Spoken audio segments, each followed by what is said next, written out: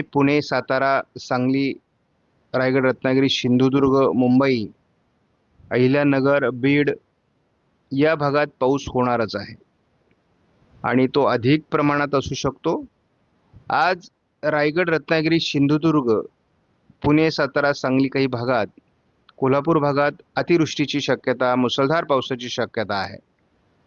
त्याचबरोबर आपण बघतो की नाशिकच्या काही भागात, छत्रपती संभाजीनगर, जालना, अहिल्यानगरच्या काही भागात, पुणे, सातारा, सांगली आणि मुंबईसह ठाणे, पालघर किंवा अगदी संपूर्ण कोकण विभागात पावसाचा जोर कायम राहणार आहे.